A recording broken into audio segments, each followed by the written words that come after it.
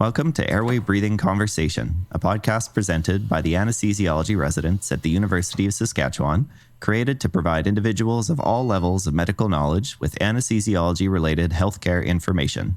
This episode is part of our abridged Ground Round series, in which highly knowledgeable and sought-after guest speakers present on a multitude of fascinating topics relevant to anesthesia. Join us for Grand Rounds this week, where Dr. Aaron Delorme, a PGY3 anesthesia resident training here in Saskatoon, Canada, presents on Ozempic and emerging perioperative aspiration risks.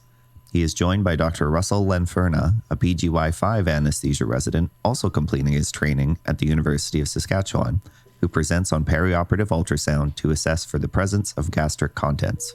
Now, whether you are an anesthesiologist, resident, medical student, or member of the general public, come listen in as we demystify the incredible specialty that is anesthesiology, one episode at a time.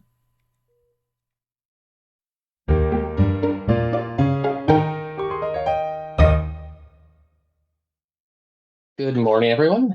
Thanks for joining me for this topic today on Ozempic and aspiration risk. I'm Aaron. I'm likely have met most of the people online, but for those I haven't met, I'm a third-year anesthesia resident here at the University of Saskatchewan. Looking forward to discussing this topic. I think it's a timely topic in the world of anesthesia and perioperative medicine.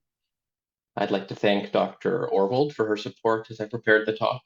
Many of us may have first heard about this topic from her email regarding that recent CAS bulletin. I'd also like to thank Dr. Russell Lenferna. He'll be a guest speaker coming up at the end of the presentation here. So the goals for this presentation are first to identify the problem. What are we working with, and why are we getting emails from CAS and the department about Ozempic, and what prompted all of this? We'll review some of the case reports in that regard. We'll go over some of the basic pharmacology of GLP-1 agonists, their indications and their actions, and some of their side effects. As part of that, we'll review what evidence exists for their perioperative use, and we'll also review some of the evidence that they can cause decreased GI motility.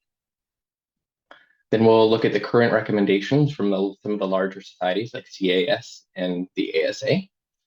And hopefully that will prompt some discussion from the think tank that is our program and our faculty, and see how we can respond locally to this issue. And then finally, Dr. Lenferna will give us his experience in gastric ultrasound as it related to his residency research project. As we'll see, that may be a tool that can help us risk stratify in response to this new risks to our patients. So what's the issue? There have been emerging case reports of pulmonary aspiration after appropriate fasting in elective cases in both Canada, the EU, Australia, New Zealand. There's also retrospective studies confirming that these medications are associated with increased fasting residual gastric volumes. And there's previous evidence from pharmacologic studies that show changes in gastric motility. We know that they can change gastric motility, but it's not clear what a safe fasting duration is. There's limited evidence about the risks of pulmonary aspiration in the perioperative period, and whether these medications are a causal or a correlational component in the case reports. Another issue is the change in prescribing practices and the different doses used. Really, there's more question than answers on how we can keep our patients safe if they've been taking these medications. We also have to consider the risk-benefit ratio of stopping or continuing these medications depending on their indication. And safe management might require extended durations off of them as they have long half-lives. We should consider how that might impact glycemic control and perioperative risk. And this might require some multidisciplinary management. So first, I have about 6 case reports here. They're each quick. Each will take only about a minute or so, but it'll give us an idea of some of the breadth of what we're seeing coming up from these different anesthetic societies. So the first case report here is a hysteroscopy for a 59-year-old female. She's not diabetic, presented for hysteroscopy for a polyp resection. She had recently started tirzepatide, which is not semaglutide that we've all been hearing about, but we'll go over that. It's a related GLP-1 agonist, and she had started it for weight loss. She was appropriately fasted.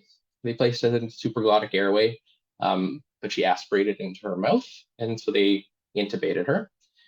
After being intubated, she had another episode of vomiting into her mouth, and it was undigested food contents. So they placed an OG tube and suctioned out additional gastric contents. for a total of about 750 mils of undigested food and gastric contents. She was extubated and admitted for monitoring overnight. She rapidly weaned to room air, and a chest x-ray showed no signs of pneumonia or pneumonitis. The next case would be an endoscopy for a 42-year-old male. This guy did have GERD, Barrett's esophagus, and was obese with a BMI of 37. This was his fifth upper GI endoscopy. He had recently started semaglutide and was now escalated to a dose of 1.7 milligrams subcutaneous weekly. He was fasted for 18 hours prior to the procedure. He was sedated, but as they passed the endoscope into the stomach, they encountered a full stomach. They elected then to intubate him. I'm not sure what led to that, specifically if there was concern that he had aspirated, but they did perform a bronchoscopy, and I guess they lavaged some aspirated material from his lungs. He went to the ICU intubated, but was extubated 4 hours later, discharged well the next day, and 4 months post-procedure, he was still doing well. Third case here is a lumpectomy for a 48-year-old female. She's non-diabetic, BMI of 28. She was presenting for this breast surgery and was on a weekly dose of 0.5 milligrams of semaglutide for about 5 months, and it was prescribed for weight loss. She had fasted actually better than appropriately. Her last solid meal was 20 hours prior. Shortly after an IV induction, she regurgitated gastric contents into her mouth, so they promptly intubated and they had a successful surgery. At the end of the case, they did a bronchoscopy as well. They saw no evidence of aspiration. She woke at the end of the case, was weaned from the vent as expected, and postoperatively was just fine. Next would be a 60-year-old female. She's BMI of 28, history of hypertension, presented for an MRI with sedation. She has some claustrophobia. She had started semaglutide for weight loss as well, but at quite a low dose, 0.25 milligrams. Despite fasting from solid food for over 18 hours, she said she felt full. So the anesthesiologist did a gastric ultrasound and they saw solid gastric contents. And they elected to cancel her case due to the high risk.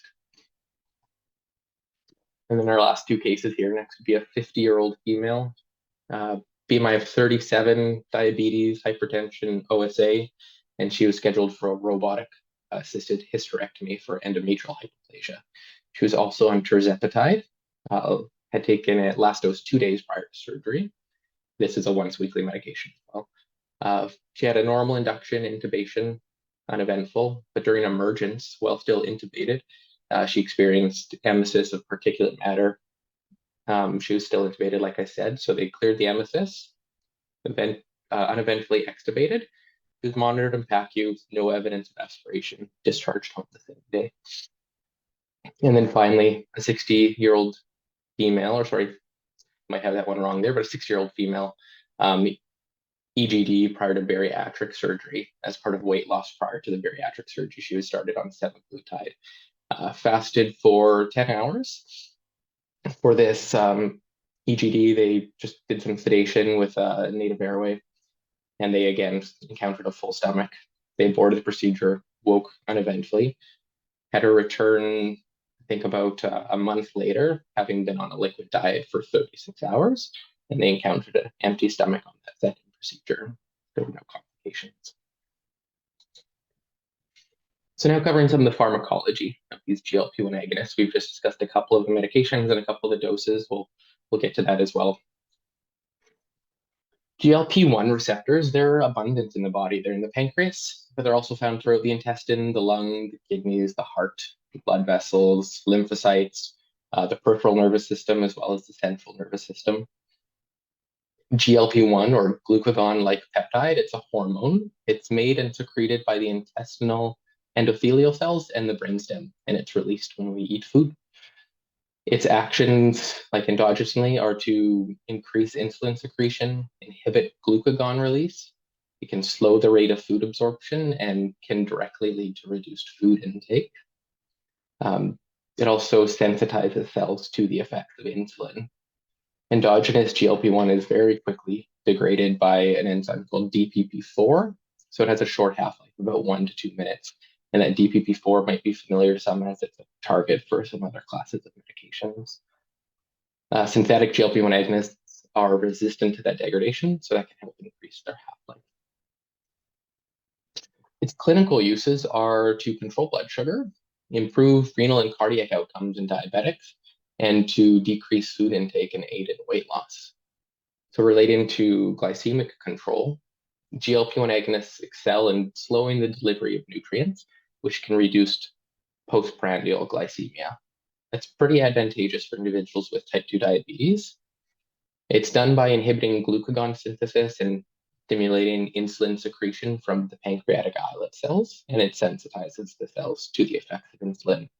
And then the later mentioned effects of gastric motility can also help slow the delivery of glucose and can control some of those surges in blood sugar. From a cardiac and renal perspective, there's been improvements in major acute cardiac events, likely related just to overall risk factor reduction, like a decrease in hemoglobin A1C, better blood pressure control, maybe a decreased BMI, can help improve LDL. There's also improved renal function. GFR can improve, as well as a decreased albumin to creatinine ratio. There have been several cardiovascular outcome trials that demonstrated that these GLP-1 agonists can reduce the risk of major acute cardiac events, including like a non-fatal MI and stroke. They're associated with a lower risk of CV events compared to even traditional diabetes treatments. A second mechanism potentially for cardiovascular benefits is still under investigation, but it's suggested that the GLP-1 agonist might improve myocardial metabolic efficiency. It can lower vascular resistance and can activate pathways related to ischemic preconditioning. And then finally, for weight management, delayed gastric emptying not only reduces calorie intake, these medications can also directly decrease food consumption. They're known to decrease appetite, which can aid in weight loss. So the stimulation of the GLP-1 receptors in the hypothalamus are thought to act on reward pathways and satiety centers, and so can lead to a feeling of fullness and reduced hunger, in addition to the effects of the delayed gastric motility. So there is seen in studies a reduction in spontaneous energy intake, or less kilocalories consumed in a day. That's pretty well documented, and that might be a critical mechanism for their weight management. Of course, there are side effects to be aware of. We'll talk a fair bit about some of the GI side effects, like nausea, vomiting, diarrhea, and that can hinder dose titration up to target levels. They do tend to be dose dependent. The GI effects are seen, or those side effects are seen in at least 5% of the population. Almost 1 in 5 people have nausea. They can impact treatment compliance, but they tend to subside with continued use, which we'll also speak about. There are rare side effects as well. Acute pancreatitis, gallbladder, biliary disease, cholecystitis have been described, and anaphylactic reactions and angioedema are quite rare, but they have been described as well. Again, on pharmacology, this is just certainly a non-exhaustive summary of some of the GLP-1 receptor agonists available in Canada, their indications, some common dosing, as well as, for our consideration, their half-life. Ozempic, the one that we're all familiar with hearing about in the news and online, is a once-weekly subcutaneous injection of semaglutide, the GLP-1 agonist. It's also available as an oral dose, but Ozempic is a once-weekly subcutaneous injection. In Canada, the only medications of this class approved for weight loss are Wegovy, which is semaglutide as well. We'll discuss that further as well. The other GLP-1 agonist approved for obesity management in Canada is Saxenda, or liraglutide. It's a subcutaneous injection once weekly as well. Both of these medications, semaglutide and liraglutide, are available under other brand names and as oral medications used on label for type 2 diabetes. But again, Wegovy and Saxenda are the only ones indicated in Canada for obesity management. Ozempic hit the markets in the US for diabetes in 2017, 2018 in Canada, and then in 2021, Wegovy was approved for management of obesity. And like I said, the indication for Wegovy and Saxenda is specifically for weight management in individuals with a BMI greater than 30 or a BMI greater than 27 if they have obesity-related comorbidities, things like hypertension or diabetes. An important thing to note is the dosing differences based on their indication. So looking at semaglutide, when used to treat diabetes, they're used at significantly lower doses than when used for obesity. So for example, semaglutide is dosed up to around 1 milligram subcutaneous weekly, but has been approved for up to 2.4 milligrams weekly for the treatment of diabetes. Intramuscular semaglutide has some unique advantages. Of course, it's administered once weekly, has a 7-day half-life, so it provides nice, consistent blood sugar control and can help facilitate weight loss. Its extended duration of action reduces the treatment burden for patients, so adherence is better. It's a pretty significant advantage in diabetes management, but it also has a significant consideration when thinking of holding this medication. Common advice would be to hold a medication for 3 to 5 half-lives, because after 3 elimination half-lives, that drug has been about 88% eliminated. All these medications, or the subcutaneous ones, are renally eliminated, but they don't require renal dosing.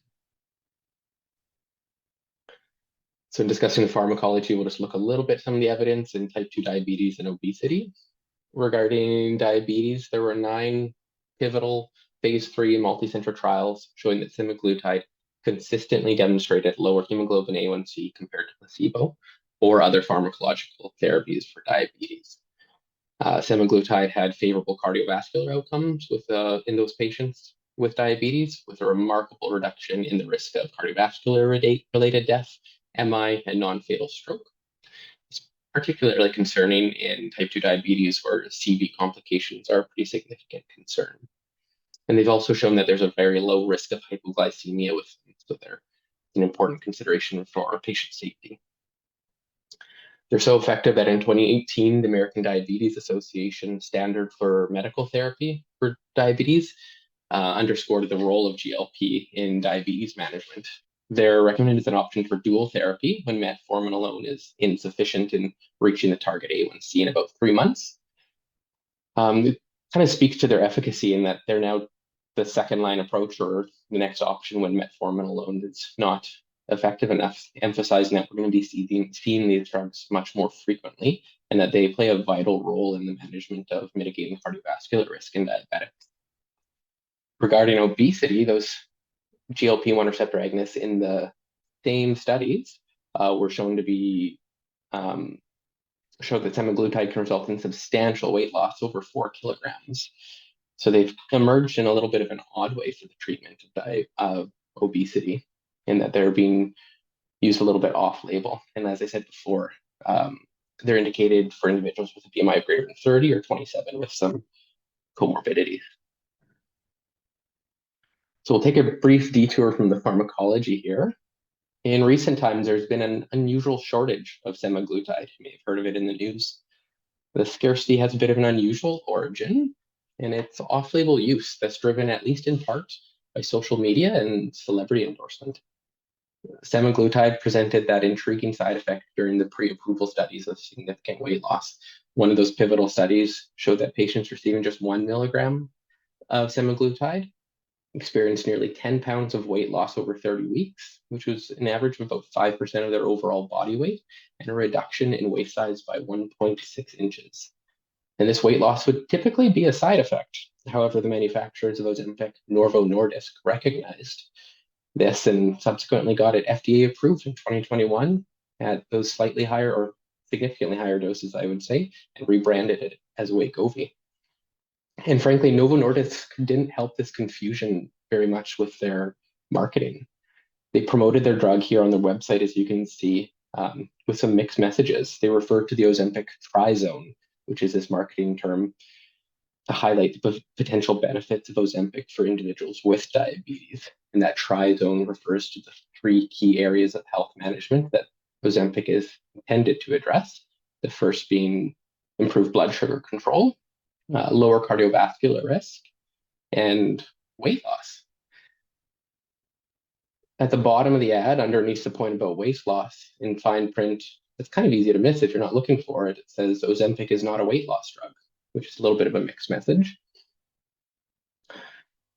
And a wide range of celebrities, didn't recognize a lot of the names if I'm honest, but Mark Wahlberg, Oprah Winfrey, Charles Barkley, lots of others, spoken about using the diabetes medication, Ozempic, for weight loss. And that social media surge maybe contributed significantly to off-label prescriptions, and is maybe partially responsible for the current drug shortage that's being encountered worldwide.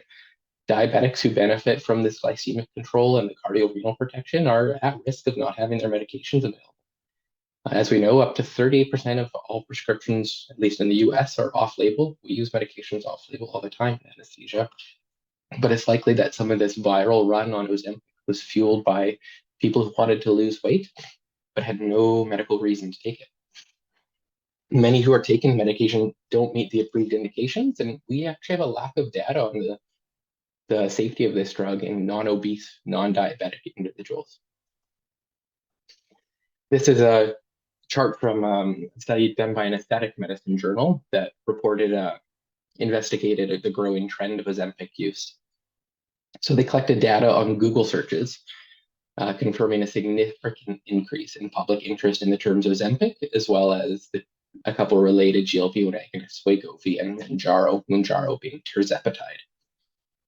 So this graph shows the relative Google search volume for Ozempic, Wegovy, and Mounjaro from mid-2021 to early 2023, and it shows that significant increase.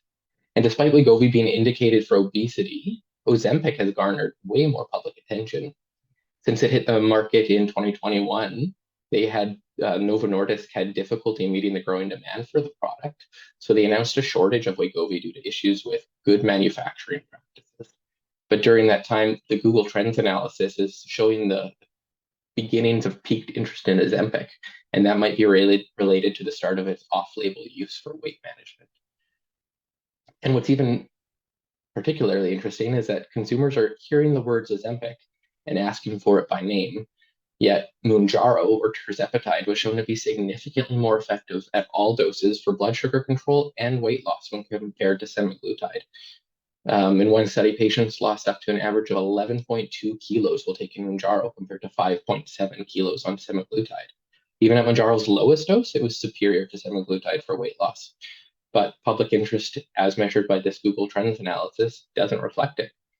Ozempic still takes the lead, and that kind of signals the impact of social media influence on our medication supply and off-label use, and potentially the increased use and increased risk to our patients.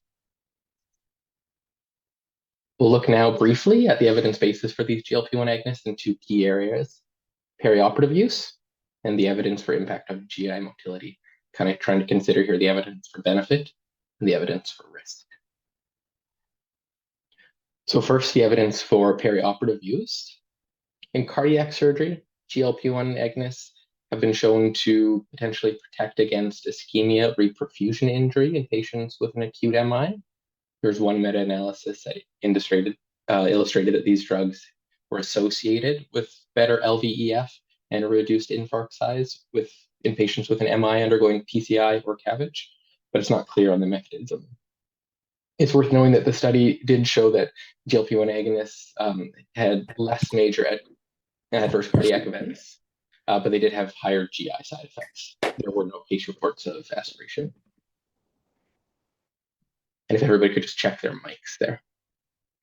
Another meta-analysis showed that CABG patients treated with GLP-1 compared to insulin alone had significantly lower blood sugar levels compared with patients getting the control of that insulin. They also had on average similar or lower levels of heart rate arrhythmias, similar or lower rates of hypoglycemia compared to control groups. And those results demonstrated that, at least in cardiac surgery, these perioperative GLP-1 agonists have at least similar or maybe improved outcomes compared with standard therapy alone. So it might be a safe option for CABG patients. It could also decrease complication rates by controlling blood sugar levels, since high blood sugar levels, as we know, are correlated with increased complications and worse post-operative outcomes. There is also a little bit of evidence for their use in bariatric surgery, mostly as a way to lose weight prior to surgery, and it didn't show any increased time to surgery or complication rate. So the study that looked at that didn't specifically assess for aspiration, but perioperative complications were assessed for it. There was very few, and none of them were aspiration. And then about 3 years ago, there was a BJA article titled Preoperative Considerations of New Long-Acting GLP-1 Receptor Agonists in Diabetes Mellitus. And it kind of summarized their perioperative use and benefits and how we should manage them. But this was all prior to these case reports of aspiration. The authors of that study state that GLP-1 improves glycemic control by reducing the incidence of hyperglycemia without increasing hypoglycemia, and the majority of side effects are mild. There are specific situations where stopping GLP-1s might be warranted, as in patients undergoing pancreatic surgery or experiencing an AKI or requiring renal replacement therapy. And then the authors go on to state that continuation of GLP-1 agonists perioperatively is likely a safe practice. The use of non-insulin glucose-lowering treatments before surgery has typically been withheld to mitigate the risks of hypoglycemia, lactic acidosis, ketoacidosis. However, these long-acting GLP-1s are much harder to hold. There's concerns about gastric emptying that might worry anesthesiologists, but these, and the authors state 3 years ago, that these medications have not been found to significantly increase the risk of postoperative nausea and vomiting, and the authors stated that they can be considered safe and effective in the perioperative period. We don't have other large-scale studies. So after that discussion of some of the benefits perioperatively, let's move on to a discussion of the evidence for harm, specifically the impact on gut motility and aspiration. As I said, large-scale studies don't exist, but we do know that GLP-1 agonists alter gut motility. The clinical effect is more nuanced, it's harder to pinpoint, and the risk for aspiration is even more nuanced and harder to pinpoint. To start off, we have good evidence that GLP-1, endogenous GLP-1 itself, impacts gastric motility. This graph you're seeing on your screen here comes from a study that was looking to identify the impact of gastric motility on postprandial glucose. And so they did varying infusions of GLP-1, IV infusions, and the rate of emptying after a meal slowed in a dose-dependent fashion. An important point when talking about these medications is tachyphylaxis. So the mode of action of a long-acting GLP-1 receptor agonist is different than the short-acting compounds. Those long-acting formulations, when administered over an extended period, don't seem to, at least in all studies, substantially affect gastric motility. That may be due to this phenomenon known as tachyphylaxis, where the effect of a compound diminishes rapidly over time due to continuous receptor activation. But despite that belief that GLP-1's appetite suppressing action is primarily due to its effect on gastric emptying, patients on long-acting compounds had similar reductions in body weight, and that might suggest that the actions of GLP-1 receptor agonists are maybe independent of gastric emptying and might be more due to that central nervous system effect. But we're, as anesthesiologists, much more concerned about the impacts of gastric motility. So some evidence against delayed gastric motility with the long-acting subcutaneous GLP-1 agonists. So on your screen here, this is a double-blinded parallel group control. It's 72 obese adults receiving either semaglutide 2.4 milligrams once weekly or placebo. And they assessed gastric emptying using a Tylenol absorption test following a meal. So delayed gastric emptying would be anticipated to slow the absorption, and Tylenol absorption is therefore generally accepted as an indirect measure for gastric emptying. It's used in the ICU as well for that same reason. And at 20 weeks, there was no difference in the area under the curve from 0 to 5 hours postprandial for Tylenol absorption between semaglutide 2.4 and placebo. And so that absence of delayed Tylenol assessed gastric emptying in this trial might be related more to more pronounced tachyphylaxis arising from the longer treatment duration. That tachyphylaxis is known and previously been reported with the long-acting GLP-1s. There was a different 12-week crossover study of once weekly semaglutide 1 milligram, not 2.4, and they reported a delay in Tylenol assessed gastric emptying, but only over the first hour postprandial. There was no significant difference in the overall gastric emptying from hours 0 to 5.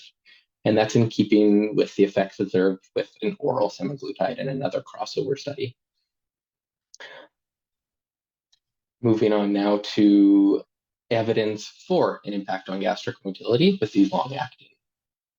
The anecdotal kind of case reports that we mentioned prior at the start of the case, and there are more of them and more coming out frequently, those should be looked at alongside the information from these kind of 3 main trials. But these were looked at in patients undergoing upper GI endoscopy. So first would be Silviera et al., and they showed that fasting patients on semaglutide had approximately 5 times the risk of having residual gastric contents compared with those not on semaglutide. And the presence of those preoperative digestive symptoms of nausea, vomiting, dyspepsia, abdominal distension, or fullness was associated with 3.5-fold likelihood for residual gastric contents. It's important to note, though, that this was based on only 33 endoscopies in people taking semaglutide and 371 endoscopies in the general population. And there are only 8 cases of visualized residual gastric content in the semaglutide patients, about 24%, versus about 5% in the control group. The second study by Kapori et al. Showed that in a matched pair case control study of patients for EGD, that those taking a GLP agonist had a 10-fold increase of residual gastric contents compared with controls, of course. All patients who had gastric residuals, which is admittedly only 11 patients, were on long-acting GLP-1 receptor agonists. None were on a short-acting version. And so that presence of increased gastric residuals in patients being treated for a long time, the median duration of 57 months with a long-acting GLP-1 agonist, does argue against the clinical impact or clinical importance of that tachyphylaxis effect and aspiration risk. And then finally, Stark et al. Showed that there was a 4-fold increase in residual gastric content associated with patients taking GLP-1 agonists versus a control group. And then to round out the evidence, there's this great article linked recently on the CAS website that looked at exactly our clinical question, really. They assessed preoperative full stomach assessed by gastric ultrasound in patients with and without semaglutide use. Sherwin et al. In the study reported that the findings of a small observational study on gastric ultrasound would be used in fasted adult volunteers, 10 who took semaglutide and 10 control not taking semaglutide. Depending on the position of the volunteer during the ultrasound exam, which I believe Russell may discuss, the relative risk of having residual solids in the stomach compared to controls was between 3.5 and 7.4 greater risk. So up to 90% of volunteers taking semaglutide had evidence of residuals in the stomach, but only 20% of the controls. So of course, it's not a conclusive study and subject to some significant limitations, but it's a preliminary study that does provide evidence of delayed gastric emptying in fasted volunteers taking semaglutide. So considering the risks and the benefits, despite the benefits of the class of medications on obese patients and diabetics, there are potential risks. We know there's a mechanism for slow gastric emptying. They may lead to high volumes of complex gastric contents. Some of those case studies actually had undigested food. And this was despite appropriate fasting per our CAS guidelines or ASA guidelines. And although pulmonary aspiration is a rare complication in patients going under anesthetic, it's a devastating complication, or can be. It's among the top 3 adverse events related to airway management in the ASA closed claims projects. And the most common etiology of aspiration is related to the passive or active regurgitation of gastric contents. So we then have to consider what are the benefits of GLP-1 receptor agonists, and it seems that likely improved glycemic management, there's some improved cardiac protection, some renal protection, and weight loss, of course. There's risks to the GLP-1 receptor agonists as well, decreased GI motility, nausea and vomiting potentially, and maybe aspiration. So what have our anesthetic societies said about it? What are the current recommendations? First, we'll look at the ASA. With all the case reports, there's evidence at least convincing that there could be a significant problem with full stomachs in fasted patients. So this is a quote from a bulletin from the ASA president, Dr. Champeau, saying that they've received anecdotal evidence for aspiration risk. And I'll just read kind of verbatim here for those who can't read the text on the slide, because I think it's important when we'll go over these recommendations. So for the day or the week prior to the procedure, the ASA currently recommends to hold the GLP-1 agonist on the day of the procedure for patients who take it daily. So that doesn't apply to our once weekly subcutaneous. Hold it a week prior to the surgery for patients taking the medication weekly. And then consider consulting with an endocrinologist for patients taking it for diabetes management to help control their condition and prevent perioperative hyperglycemia. On the day of the procedure, consider the delay in the procedure if the patient is experiencing GI symptoms. Discuss the concerns of potential for the risk of regurgitation and aspiration with the proceduralist or the surgeon and the patient.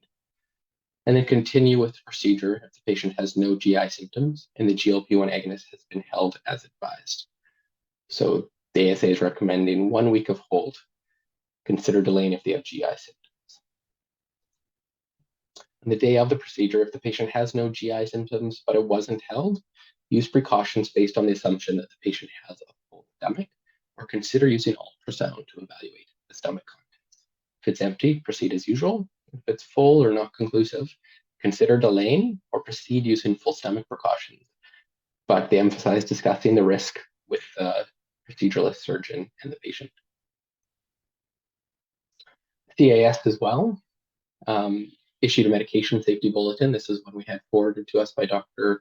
Orville. This came out in June 2023. And this bulletin says, at this point, there are more questions than answers with regards to how anesthesiologists can reduce the risk of aspiration in individuals taking semaglutide. And again, I'll read verbatim here for those who can't see. They recommend specifically inquiring about semaglutide and other GLP-1 agonists during the preoperative assessment. It's prudent to consider patients taking this medication, particularly at higher weight loss doses, as potentially full stomach despite fasting. If prolonged holding isn't feasible, risk reduction possibilities include postponement or cancellation, an extended NPO period, clear fluid diet for some period or prior to the NPO period, or avoidance of deep sedation or GA if possible, and considering an RSI if GA is required. The use of ultrasound for inspection of residual gastric contents may be potentially helpful to guide decision-making in these circumstances. And then the CJA also published a pretty great article, which goes over the topic as well. This is a publication kind of in concert with the CAS, so the recommendations are not that different. This quote from the authors, when the early signals of a problem manifest themselves, it becomes reasonable to invoke the precautionary principle. After integrating this principle with the current signal of concern, rather than assuming GLP-1 receptor agonists are safe during the perioperative period, one would instead assume that they may be unsafe and act accordingly.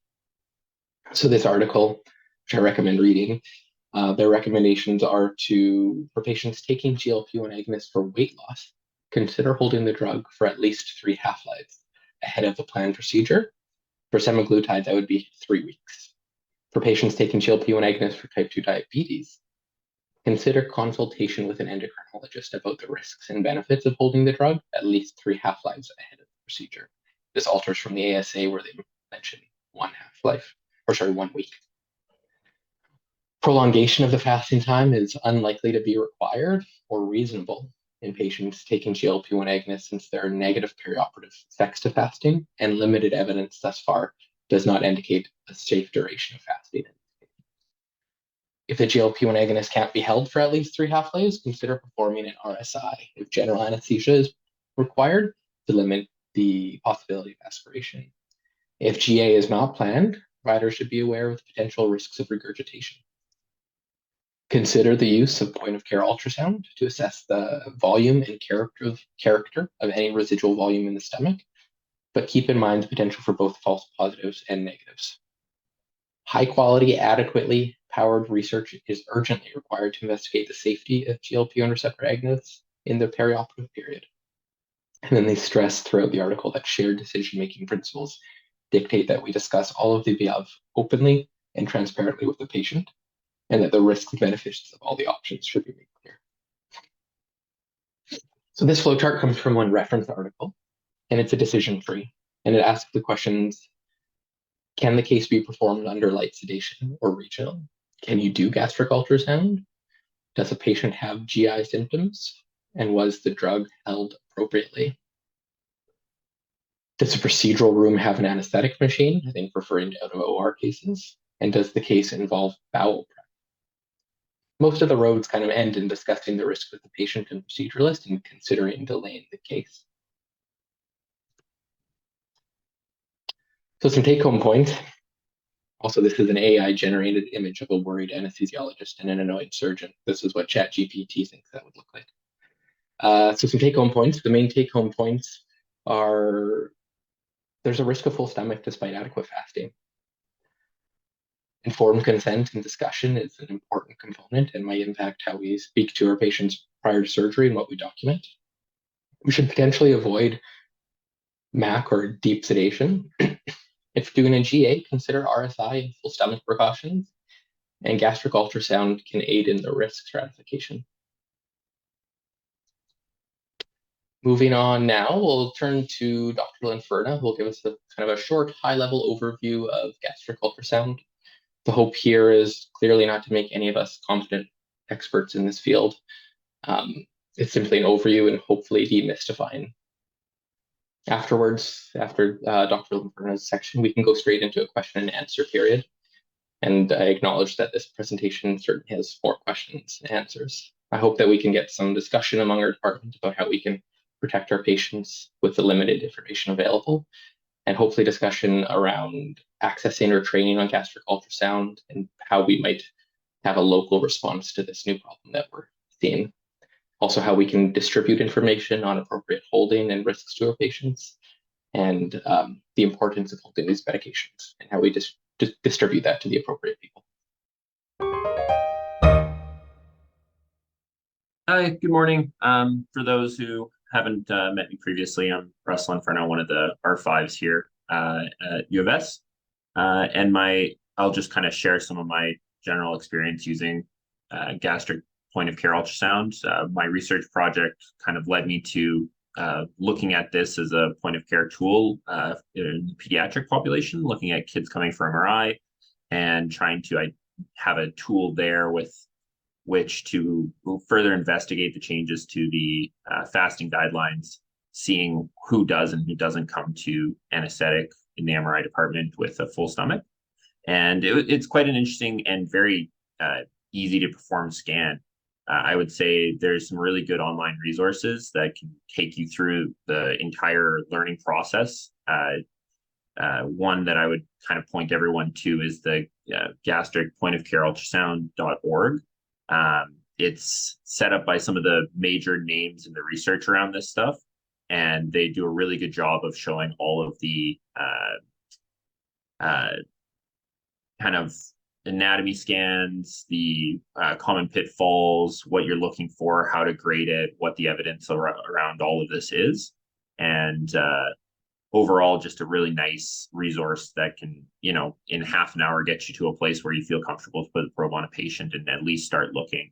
I would say my biggest caveat to my experience with doing this scan was that it's very easy to judge what you see. Like in all ultrasound, if you see something, you can make a judgment. But when there's an empty stomach and the anatomy is not clear because there's no stomach no gastric antrum to be able to easily be found, it becomes a little bit harder to feel comfortable making that call. It's am I just not in the plane? Do I not have the visualization that I need to make an appropriate? Am I missing a full stomach because I can't see it?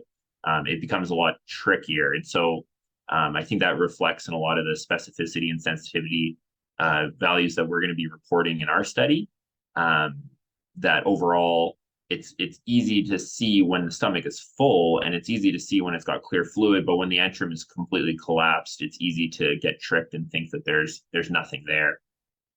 So just super high level, quick for performance of this scan. Again, my major caveat here being I've done this in almost exclusively children, where we were using a translinear probe with much skinnier patients with really easy to identify anatomy. So in that population, I found the scan was extremely fast and easy. We were doing this in about the time that it was taking the Dr. Ermson, my PI on the project, to put the patient to sleep. I was able to have the scan performed by the time the LMA was in. So it was quite a quick and easy to find scan. See there just mid-sagittal plane views using in adults the curvilinear transducer just to get that increased depth. And so this is a little bit just a quick view of what the anatomy looks here, a cross-section that we're trying to try and find. Of course, this being a CT scan, we're looking for things to line up in about this orientation. And here with some of those images that come from that gastric POCUS website that I mentioned, and this would be the empty stomach. And so this is the anatomy scan that you're trying to get. You're going to get that cephalad, liver, and then the antrum of the stomach just overlies that. pretty consistently, the biggest concern I always had, because of the proximity of everything, I was always worried that I was going to be viewing the gallbladder and thinking, oh, look, there's this perfectly round fluid-filled structure. They must have, fluid in their stomach. I actually got tricked by the gallbladder. But when you look at that, as long as you stay midline and you line up your gastric antrum with at least your aorta or your SMA in the same plane, pretty reliably, you're going to see the stomach. And it's, of course, a dynamic scan. So you're going to be able to see the peristaltic motions of stomach in there, and that gives it away pretty easily. So I'd say overall, my experience with the scan was that it's pretty quick and reliably easy. And again, in children, getting the appropriate views was quite good. So just really quickly, just to run through some of what we're looking for here, again, is where I would say the difficulty comes in is interpretation. When that stomach is collapsed, it's very easy to kind of miss what's going on there, to not be able to identify it readily. In comparison, when you see a full stomach, it actually stands out to you quite well. We had a couple that came through our research, and so it was always interesting to see that how well it highlights and how well you're able to identify it compared to the empty stomach. And clear fluids, again, there's very few things that should look like that in this anatomy. All things being possible, you can get funny things going on, but it was quite clear to us, and we had quite a few kids with clear fluids in our stomach as we were trying to push that timeline for clear fluids as close to that 1 hour as possible. So we did see quite a few kids with fluid in transit there in the antrum. Everyone who talks about this scan highlights the fact that the stomach is immediately anterior to the pancreas, and I at no point felt like I was confident to say that I saw anything that I would call a pancreas. Again, I was always just trying to get the liver, the aorta, and the SMA, if possible, all lined up in the same plane. And then when you do that, you quite quickly are able to identify a stomach structure. And then that also helps you be looking at the antrum specifically, because that's where all the data is around the interpretation, is the gastric antrum and its specific qualities. This is, again, just another image from that same website. This shows just a little bit of mixed content with air bubbles, some fizzy drink in transit in the antrum there. And then this is what has been kind of touted as the qualitative use of this scan to be able to interpret what is a full stomach versus a qualitatively empty stomach. So there's 3 grades, 0, 1, and 2. And this is how the scan is being performed. So you first do a scan in supine and evaluate whether you see any clear fluids in that. If you see solid contents, it's immediately that you've seen solid contents there, at least a grade 2, and the scan's kind of done. Similarly, if you see any clear fluids in a supine scan, you're immediately a grade 1. And then the second portion of the scan would be to roll them to right lateral decubitus position and then rescan them. This forces all the fluid that is in the stomach potentially to fall into dependency. And quite frequently, we saw people go from 0 to 1s when we rolled them, and kind of distend that stomach structure. So that's kind of those 2 differentiating points, is what their clear fluid status is at the gastric antrum in supine and then in right lateral decubitus. And then through the studies, they've correlated that to certain gastric volumes that they, I'll say, semi-arbitrarily have assigned to being, quote, a full stomach versus an empty stomach. We can debate whether that's the case or not, and I think this is really an evolving area of the literature. But they've said this 1.5 mils per kilo, with which they call baseline gastric secretions, would just be, any one of us at any time, regardless of our medications, fasting status, could potentially have in our stomachs. So that's my super quick high level overview. I'm happy to try and answer any questions. Again, far from an expert. I've done about 30 of these scans, and maybe I'll say less than 5. I wasn't able to identify anything, but those were kids with all of those were kids with altered anatomy, I'll say, with also having NG tubes and OG tubes in, specifically NG tubes, was quite a confounder to being able to see things. It just distorts what you're expecting and what you're happy to kind of make a call on. So thank you guys for the time to listen, and appreciate Aaron asking me to come and give my perspective on having done a couple of these scans.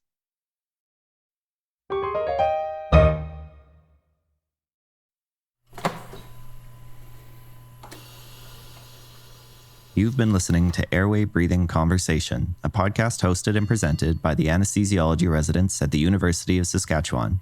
Please note that while this podcast is run by healthcare professionals, it is intended for educational and entertainment purposes only. We are very thankful to our guests for taking the time to share their wisdom with us this episode, and a very special thanks to you, our listeners, for tuning in.